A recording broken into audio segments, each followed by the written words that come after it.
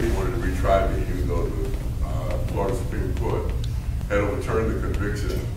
The state didn't have anybody else. And so they said, well, why let this guy go? But they had to eventually. And I started out speaking out against the death penalty because it was my hide, right? But then once my case was dropped, I continued doing that because, you know, my brother, in a sense, I am my brother's keeper, I think we all are. I always commend you folks here in Wisconsin because you don't have a death penalty. I understand you haven't had it since 18-something, which to me is astounding. 1851.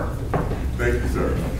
But that's the fantastic thing about these United States is that we're this way over here and that way over there and something else over there. And it makes for a great energy. It really does. Contending energies and so forth. So that's why I continue to speak out against the death penalty. As you probably know, it's been abolished in the state of Illinois. Finally. I made this commitment some weeks ago and got myself here today in spite of a monstrous cold up on me, you know. But as they say, the show must go on, and any little contribution that I can make, I'm more than happy to do that. I think all of these folks here is marvelous. Like they do it, Mr. Erik. Hey, brother, how you doing?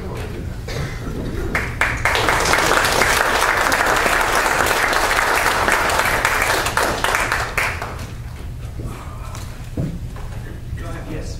If a hypothetical white supremacist is caught in the act of mass murder, such as hypothetically say happened several months ago in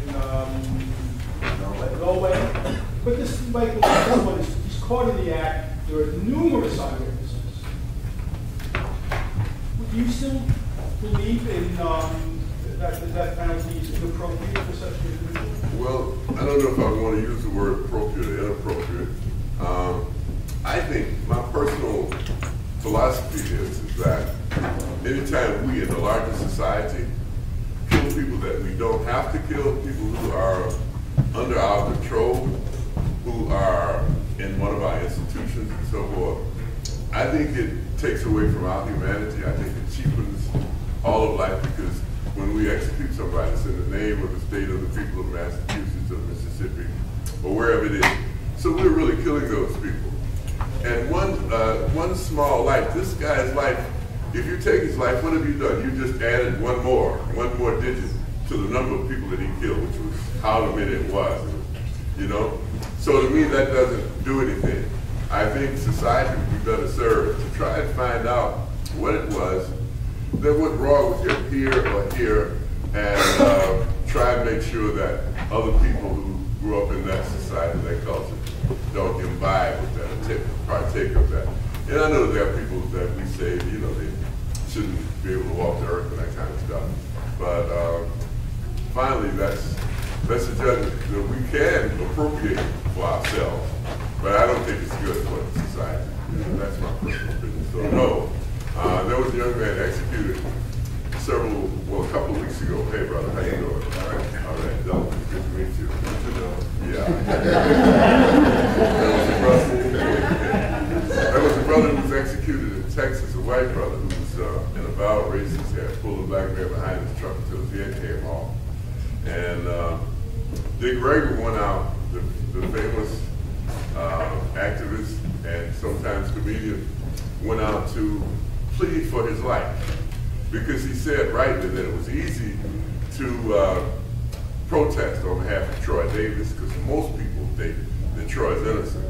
But if we really believe that we should have a death penalty, then we have to extend it to everybody. And as you no doubt know, we're the only modern nation that still practices the death penalty. And it is driven, sir, by politics. As I believe Robert Earl Hayes said, no, David said, or Dave Keaton said, the sheriff was running for re-election.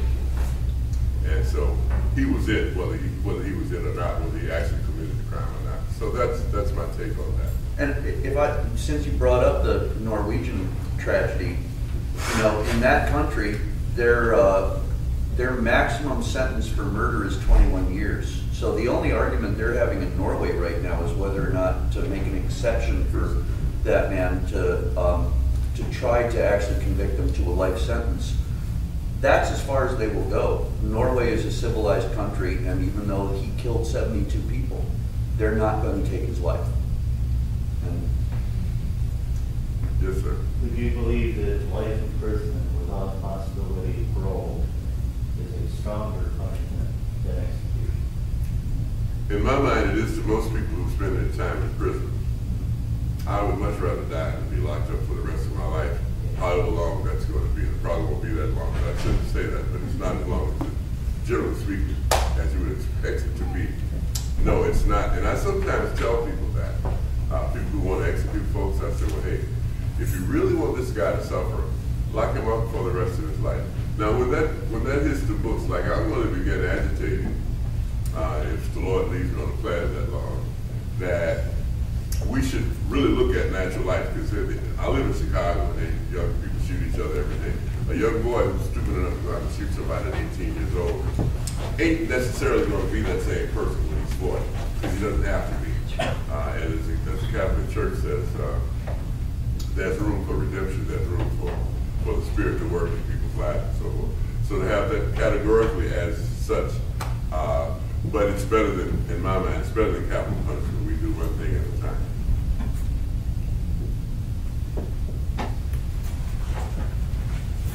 What did you folks think of the show? I guess you did, everybody.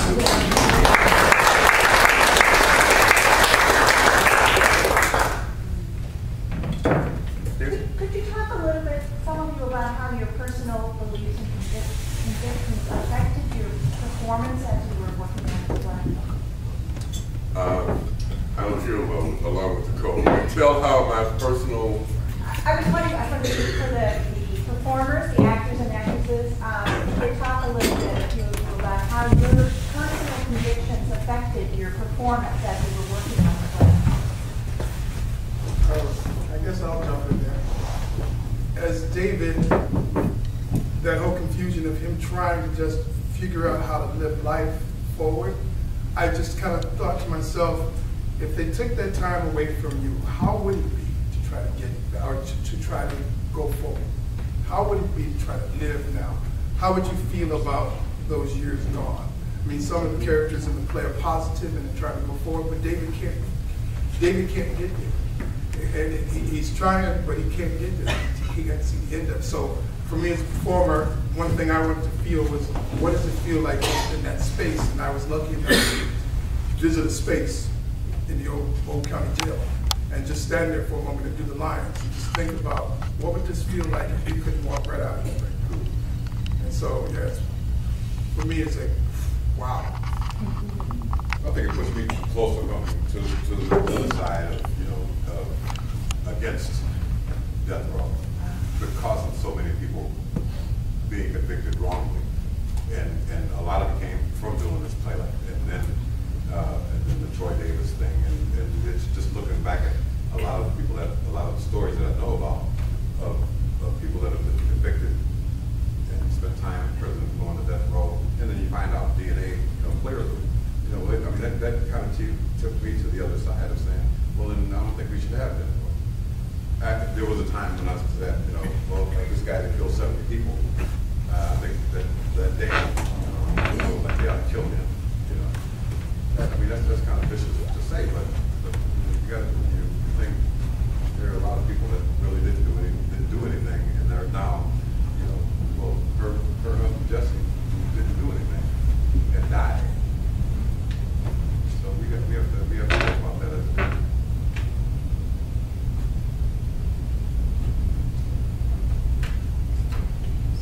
Right here, man.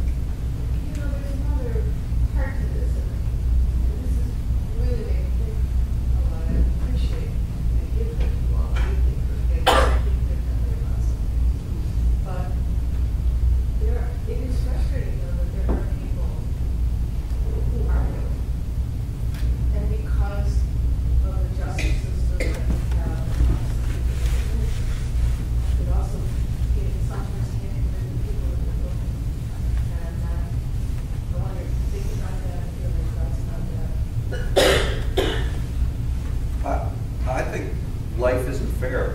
And I think it was Oliver Wendell Holmes, with Brandeis, was one of our famous justices, one that once said, it's better to let 99 guilty people go free than to wrongly convict one innocent person. And I think when you combine the two, when you think about the fact, well, do we want to take any, do we want to live in a society where we're willing to convict innocent people to make sure that everybody that we think is guilty will get punished? I mean, it's, how does that? Pardon? It was not suggested. No, I know, but what I'm saying is that I don't think that, I mean, at some point you have to just accept the fact that there's a lot of things in life that aren't fair. The things that we can control, I think, as Oliver Wendell Holmes said, it's better to control the system where at least you err to the side of being fair for the people that are innocent, as opposed to erring to the side of making sure that anybody that you think is guilty gets punished. Well, I think I've been trying to remember, even before you said it, there is a quote from John Adams, which doesn't use the numbers, but it is when he is defending the British soldiers in the Boston Massacre. And of course, that whole idea, there are some people that are not getting good defense because people don't want to take, the defense attorneys are not willing to stand up the way John Adams was in a town like Boston. And interestingly enough, it didn't hurt his presidential career very much.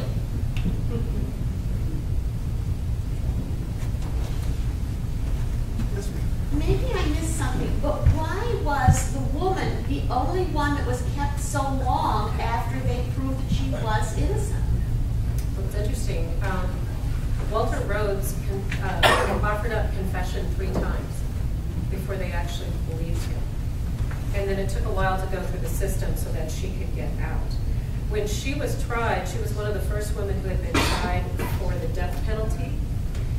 When she was in the jail cell that night, she was in the jail cell with a drug addict who they went back to get her to say that she had in fact confessed while she was in the cell, which was not true. They knew that they didn't have enough information, but they didn't want a female to get off. They wanted her to be an example. She was friends with a movie maker who they went back later to find this woman who was a drug addict who in fact said she did not, but she did in fact lie. I mean, it was, and the interesting thing about when she was incarcerated, since she was the only woman on death row, they did in fact clear out the entire wing of a prison. They would not allow the guards to speak to her. She was in essence in solitary confinement for 5 years. They wouldn't give her a mirror, they wouldn't give her a comb, they wouldn't give her a brush. So she had a faucet that she would look into to see the reflection of her face so that she could prove to herself that she was still alive. So when she got her life sentence, then she was allowed to go into public, or the prison population. And that was where she spent the last part of the time fighting her appeal.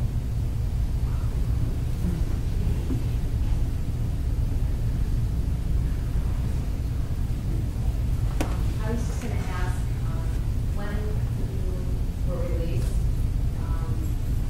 what was it like? What was your transition like? What did you go through? Did you go through periods of anger or acting out? I don't know. I just was wondering what that was like. That's a good question. Actually, I didn't. I was too glad to be out to be angry. I had been angry already. So I was too glad to be out to be angry. And I was also very busy because my case was overturned. But the state had the option of retrying me, and they fully intended to do that.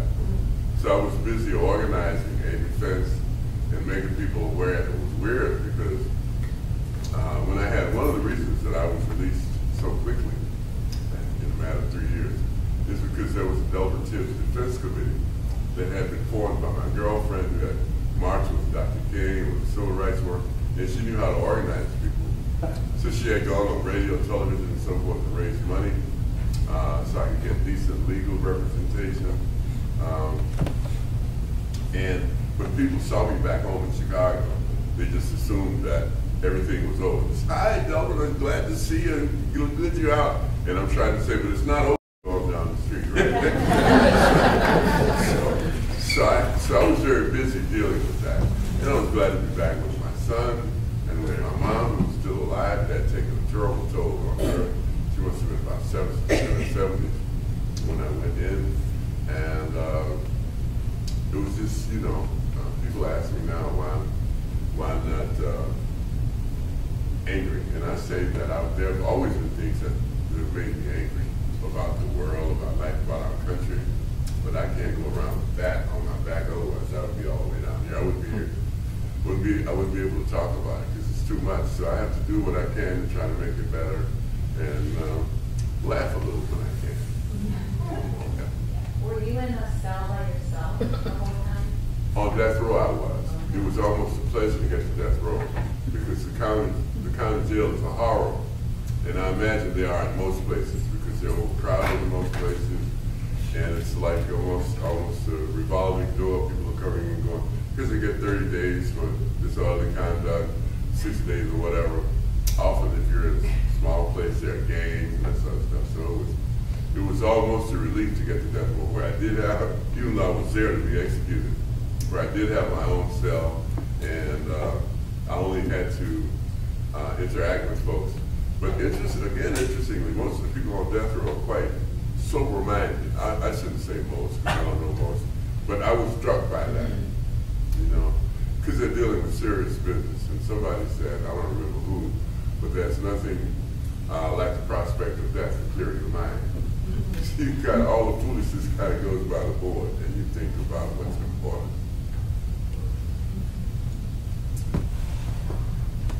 When you were on death row initially, did you have some idea of when they would be executing you, like how much time? No, sir, because as you know, like if a person is sentenced to be executed, then your case goes through a number of protections, I'll just say. After the lower court sentences you to death, then the first thing that comes up, if I'm correct, I don't know that much about the law. I never studied law. I decided it wouldn't make sense for me to do that. I studied everything else. But your case goes up for review for the Supreme Court of the state. And they can rule, you know, if they rule that, and like in my case, that there was insufficient evidence, and actually they said there was no evidence, which a blind person could see. But they, you know, so you get a date after you've gone through all of this, after you've gone through the state Supreme Court, and then probably, in fact, to the U.S. Supreme Court, and then that's why it takes so long. And that's why we sometimes say, those of us who are abolitionists, and it's really true that when cost studies done, it takes more to kill a person in Mississippi and Massachusetts and Arizona, where they still have the death penalty. It costs more money to kill a person than it does to lock them up for 40 years. And you don't think about it, but when you think about the fact that the case has to be reviewed by all these, by the Supreme Court of the United States, by the Supreme Court of the state, and so forth, and these people get paid nice salaries, yes? So it costs more. That was one of the arguments that we used, which I thought was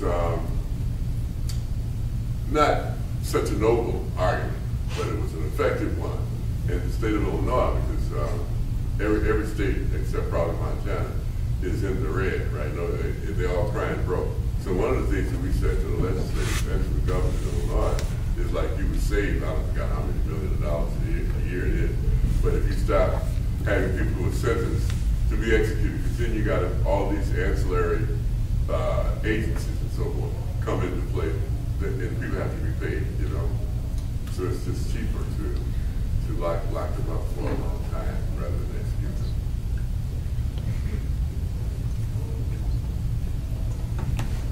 Yes. Hi, Georgia. Yes, sir. Is it the quality of defense? Say it again, please.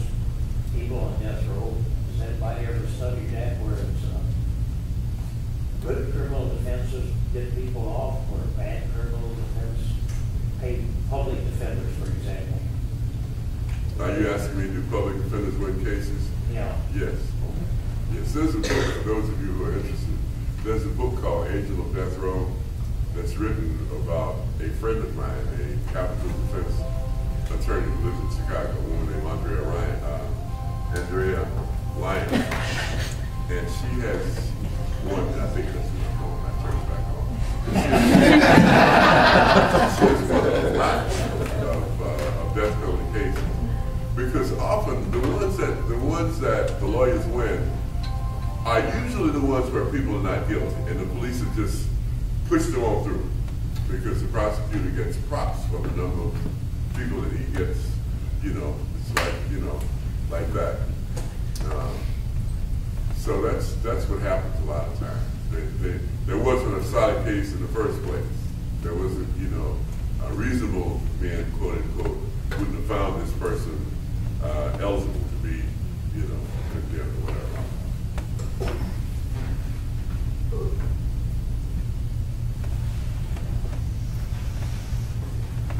got another one. Why does Florida state was such a horrible generation? Could you speak a little louder, please? I'm originally from Missouri. They have legal injection here, unfortunately.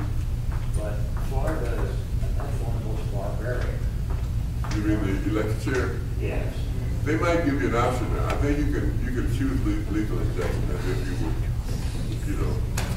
Yeah, I don't think they do that. I don't think they do it anymore. In fact, to his credit, Jeb Bush suspended executions in Florida when he was governor for a couple of years because of the same thing that happened with Sonny Jacobs' husband, with Jensen.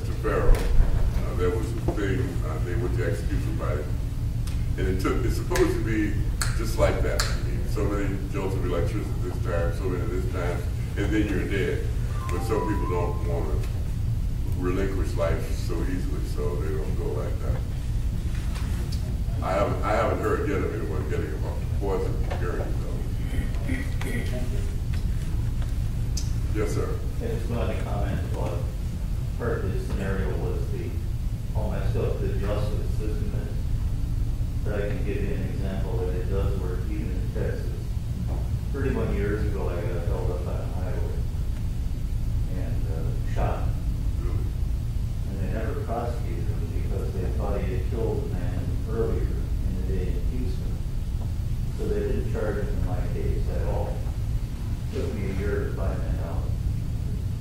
But 2 years ago, I got a subpoena from the DA in Houston telling me they wanted me to come down for the punishment phase of the trial. I couldn't testify in the trial, but they could admit evidence of previous behavior. Anyway, the guy that got off in my case, I could testify, and he ended up getting 40 years and was already in his late 40s. But people had asked me, should he have gotten the death penalty? Should he? And I said, absolutely not. So it does work. Yeah, sometimes it does.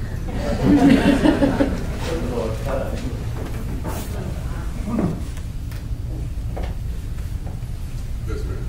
I just want to know why these 6 places were chosen. I know because they were innocent, but how did you guys get so deep? You guys know, did y'all interview them? How did you come about all the information? When we started rehearsal, they gave us this big notebook of information about every last one of the people's cases, and we learned about what happened before, how they came to get convicted, what happened while they were serving time, and what's the aftermath of that. Because this play is like 10 years old. It's 10 years old now, so they're giving us the aftermath of what's going on. Like for my character particularly, he's still locked up for a crime he actually did commit, but because he wasn't able to go back to do the things that he, was accustomed to doing, because of he said that he lied on his application. He was subject to do what he had to do, what he felt he had to do, the wrong thing, and now he's locked up. So. What about your character? I know you mentioned a piece in there where it was like when you're alone, the thoughts that run through your mind. Me? Yes. Like, is he still like in that state of mind, or is he? You mean my opinion on that? I don't think, no, he's not. I mean, no, he's certainly a healing person. As an actor, I make a choice in that moment on, how it comes out of my mouth. I mean, but as far as how he is actually doing, I don't personally know how Kerry Max Cook is doing. I think he's doing a lot better than he was, obviously. He's moved on, and I think he talks about it a lot, to people. I think he's still talking to people and stuff, but no, I mean, as an actor, I took what was there for me and went from there, because for me to add any more to the future of it, I can't really. From that line on in his life, I don't know. So I just make that choice in the moment. And did she ever reunite with her? She, it was interesting, when she was in prison, her parents died in a plane crash. The year after she got out of prison, she got hit by a car, had like back injuries. I mean, the women had just tragedy after tragedy. She reunited with her kids. Her son, when her parents died, was 16, and so he became a pizza delivery guy, and her daughter was put into the foster system. She's reunited with him, and she has 2 grandchildren. She lives in Ireland and is with a partner. His name is Peter Pringle, who was also exonerated from death row. And so she's still speaking around the country. But she said to live in Ireland made the most sense for her. It's the first time she felt she was in a peaceful place. Unfortunately for David, from what I got, basically his life was about to start. He was 18, and he had aspirations, and he had family support.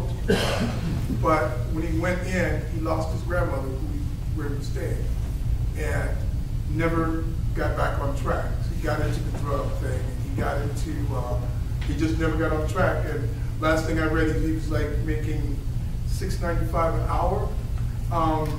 Grinding trees, those big grinders, as they cut the trees and things in Bush in Florida. He's the guy that feeds that for $8 a day. And then he goes home and he closes himself up. And I hear Delbert is doing okay. He's going around.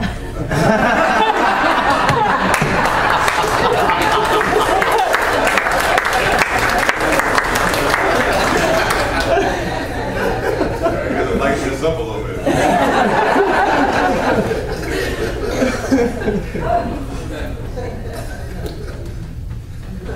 Does anybody know how the authors picked these particular cases?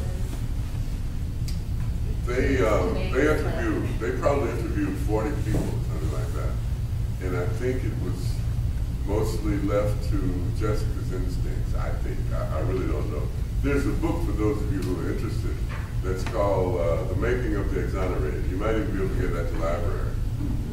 And there's also, you were asking about Kerry Max Cook, young lady. Kerry has a book out too. If you Google him, then the title of the book will come up. It might be Seeking Justice, I believe that's it, but I'm not sure. But if you Google Kerry Max Cook, he will pop up on the internet. Sunny has a book called Stolen Time that she wrote about. And there are actually some online interviews. I think even on like YouTube, there's some interviews with Kerry. But I'm going to get to those after this. What was Jesse? The husband? Why was he for the crime? So he was not exactly. No, but they did an honorary exoneration after he was already jailed. Yeah. Which case began in 1976? You have to speak a little more loudly. Which case began in 1976? There was one of the cases that is on there, 1976.